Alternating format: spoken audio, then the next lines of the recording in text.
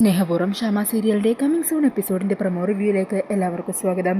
അങ്ങനെ സ്റ്റെപ്പിൽ നിന്നും തെന്നി വീണ പ്രിയങ്കയെ രാധികയും സുകുമാരിയമ്മയും ജയഭാരതിയും കൂടി ഹോസ്പിറ്റലിലേക്ക് കൊണ്ടുപോകുവാണ്. ജയഭാരതിക്ക് പരിചയമുള്ള ഇവിടെ അടുത്തുള്ളൊരു ഹോസ്പിറ്റലിലേക്ക് കൊണ്ടുപോകുമെന്ന് പറയുന്നുണ്ടെങ്കിലും സുകുമാരി അതിന് സമ്മതിക്കുന്നില്ല കേട്ടോ. വേണ്ട, മുമ്പ് പോയാൽ അതേ ഹോസ്പിറ്റലിൽ തന്നെ പോയാൽ മതി. ഈ പറഞ്ഞ ഹോസ്പിറ്റലിലേക്ക് വേണമെങ്കിൽ നിങ്ങൾ രണ്ടാളും പോക്കോ, ഞാനും എൻ്റെ പ്രിയങ്ക മോളും അങ്ങോട്ടേക്ക് വരാൻ പോകുന്നില്ല. അങ്ങനെ സുകുമാരിയമ്മ സമ്മതിക്കാത്തതുകൊണ്ട് അവർ പറഞ്ഞ നേരത്തെ ചികിത്സിച്ച അതേ ഹോസ്പിറ്റലിലേക്ക് തന്നെയാണ് അവർ കൊണ്ടുപോകുന്നത്. അങ്ങനെ പ്രിയങ്കയെ ICUയിലേക്ക് കയറ്റുവാണ്. ഈ സമയം ഡോക്ടേഴ്സും സിസ്റ്റേഴ്സും ഒക്കെ പ്രിയങ്കയെ പരിശോധിക്കുന്നതൊക്കെ ഉണ്ട്. അന്നേരം അതിൻ്റെ പുറത്ത് വെയിറ്റ് ചെയ്ത് നിൽക്കുമായിരിക്കും രാധികയും ജയഭാരതിയമ്മയും സുകുമാരിയൊക്കെ. സുകുമാരിയാണെങ്കിൽ വല്ലാത്ത ടെൻഷനിലാണ് കേട്ടോ. അങ്ങനെ ടെൻഷനായിട്ട് ഇരിക്കപ്രതിയില്ലാതെ സുകുമാരിയമ്മ അവിടെ നിന്ന് മാറി CA സാറിനെ ഫോണിൽ വിളിക്കുവാണ്. ഈ സമയം അതുവഴി പോകുന്ന രാധിക സുകുമാരിയുടെ ഈ സംസാരം ശ്രദ്ധിക്കുന്നുണ്ട് കേട്ടോ. അന്നേരം സുകുമാരി അജിത്തിനോട് പറയണേ, സാറേ ആ കുഴപ്പമായി, പ്രിയങ്ക മോളെ സ്റ്റെപ്പിൽ നിന്ന് വീണു, അതിൻ്റെ പേരിൽ അവളെ ഹോസ്പിറ്റലിൽ കൊണ്ടുവന്നിരിക്കുവാണ്.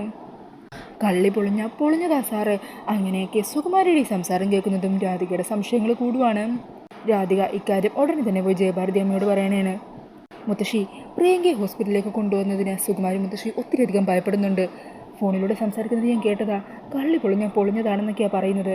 അതിൻ്റെ അർത്ഥം പ്രിയങ്കയെ ശരിക്കൊന്ന് ചെക്കപ്പ് ചെയ്ത് കഴിഞ്ഞാൽ സത്യം എന്താണെന്ന് പുറത്തു വരും. സുകുമാരി മുത്തശ്ശി നടത്തിയ നാടകം എന്താണെന്ന് നമുക്ക് മനസ്സിലാക്കാൻ പറ്റും. അന്നേരം ജയഭാരതി അമ്മ പറയണേ, മോളെ ഈ അവസരം വിട്ടുകളയാൻ പാടില്ല. ദൈവമായിട്ട് കൊണ്ടുവന്ന അവസരമാണ്, നല്ലപോലെ പ്രയോജനപ്പെടുത്തണം. അങ്ങനെയാണെങ്കിൽ നമ്മുടെ കുടുംബത്തെ ബാധിച്ചിരിക്കുന്ന എല്ലാ പ്രശ്നങ്ങളും ഇന്നത്തെ ഒരു ദിവസത്തോടെ തന്നെ പൂർണ്ണമായിട്ട് നീക്കാൻ പറ്റും. ഈ സമയം രാധിക പറയണേ, ഞാനെന്താണെങ്കിൽ ഫിദ മാഡത്തൊന്ന് വിളിക്കട്ടെ. ഫിദ മാഡത്തിന് പരിചയമുള്ളൊരു ഡോക്ടർ ഇവിടെ ഉണ്ട്. ആ ഡോക്ടറിലൂടെ പ്രിയങ്കേനെ ഒരു ഗൈനക്കോളജിസ്റ്റിനെ കൊണ്ട് ചെക്ക് ചെയ്യിക്കാൻ ഞാൻ പറയാം. അങ്ങനെ രാധിക ഫോൺ എടുത്ത് ശ്യാമിനെ വിളിക്കുവാണ്. ഈ സമയം ശ്യാമ ചോദിക്കണേ, ആ മോളെ എന്തു പറ്റി, എന്തെങ്കിലും പ്രശ്നമുണ്ടോ? ഇപ്പോൾ ഇവിടെ ഒരു ചെറിയ പ്രശ്നം നടക്കുന്നുണ്ട് മാഡം. അങ്ങനെ നടന്ന കാര്യങ്ങളെല്ലാം രാധിക പറയുവാണ്.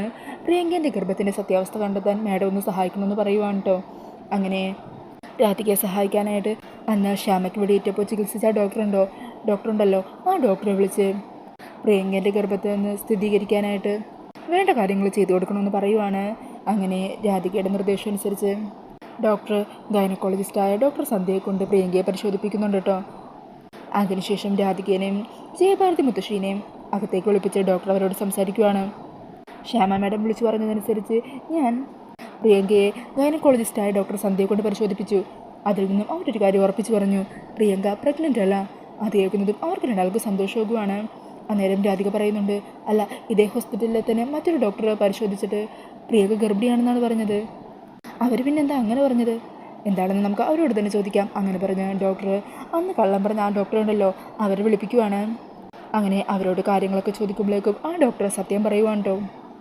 അന്ന് അങ്ങനെ ഒരു കള്ളം പറയാനായിട്ട് എനിക്ക് പ്രഷർ ഉണ്ടായിരുന്നു, അതാ എനിക്കങ്ങനെ പറയേണ്ടി വന്നത്. അങ്ങനെ എല്ലാ സത്യങ്ങളും രാധികയ്ക്കും ജയഭാരതിയമ്മയ്ക്കും മനസ്സിലാകുവാണ്. അവർ ഉടനെ തന്നെ പ്രിയങ്കയും മുത്തശ്ശിയൊന്നും കൂട്ടാതെ കണിമംഗലത്തേക്ക് തിരിച്ചു പോകുവാണ് കേട്ടോ. വീട്ടിലെത്തി ഇക്കാര്യം പത്മിനിയും സൂര്യയും പരമേശ്വരനെയും ഒക്കെ അറിയിക്കുന്നുണ്ട്. ഈ സമയം കൽപ്പനയും ഉർവശിയൊക്കെ അങ്ങോട്ടേക്ക് വരിക. അല്ല, നിങ്ങൾ ഒന്നിച്ചല്ലേ ഹോസ്പിറ്റലിലേക്ക് പോയത്, എന്നിട്ട് പ്രിയങ്കയും സുകുമാരിയമ്മയും കൂട്ടാതെ വന്നത് കഷ്ടമായിപ്പോയി. ഒന്നുമില്ലെങ്കിലും അവളുടെ അവസ്ഥ ഒന്ന് ഓർക്കണ്ടേ. ഈ സമയം ജയഭാരതിയമ്മ പറയണേ, അവരെന്താണെങ്കിലും ഇങ്ങോട്ട് തിരിച്ചു വരുമല്ലോ. ഹോസ്പിറ്റലിൽ നിന്ന് അവർ തിരിച്ചു വരുമ്പോൾ ആചാരപരമായിട്ട് തന്നെ നമുക്ക് അവരെ അങ്ങ് സ്വീകരിച്ചേക്കാം, കുടുംബം ഒന്നിച്ച്. പിന്നീട് കാണിക്കുന്നത് ഇത്രയും നാളും കള്ളം പറഞ്ഞ് ഈ കുടുംബത്തിൻ്റെ സമാധാനം കളഞ്ഞ, കുടുംബത്തെ എല്ലാവരെയും നാണം കെടുത്തിയ സുകുമാരിനെയും പ്രിയങ്കനെയും അടിച്ചിറക്കാനായിട്ട് മുറ്റത്ത് തന്നെ നിൽക്കുന്ന പരമേശ്വരനെയും രാധികനെയും ജയഭാരതിനെയും പത്മിനിയെയും സൂര്യനെയും കേട്ട് കാണിക്കുന്നത്. ഈ സമയം ഓട്ടോറിക്ഷയിൽ സുകുമാരി പ്രിയങ്കയും കൂട്ടി അവിടെ എത്തുന്നുണ്ട്. അങ്ങനെ എല്ലാവരുടെയും മട്ടും ഭാവമൊക്കെ കണ്ട് എല്ലാം കയ്യിൽ നിന്ന് പോയോ എന്നുള്ള മട്ടിൽ ടെൻഷനിൽ നിൽക്കുന്ന സുകുമാരിനെയൊക്കെയാണ് കേട്ടോ പ്രൊമോയിൽ കാണിക്കുന്നത്. അപ്പോൾ ഈ ഒരു പ്രൊമോ റിവ്യൂ ഇഷ്ടമായിട്ടുണ്ടെങ്കിൽ മറക്കാതെ വീഡിയോ ഒന്ന് ലൈക്ക് ചെയ്യണേ. ഇതുപോലുള്ള കൂടുതൽ റിവ്യൂസിനായിട്ട് ഈ ചാനൽ ഒന്ന് സബ്സ്ക്രൈബ് ചെയ്തും കൂടി സപ്പോർട്ട് ചെയ്യണേ. താങ്ക്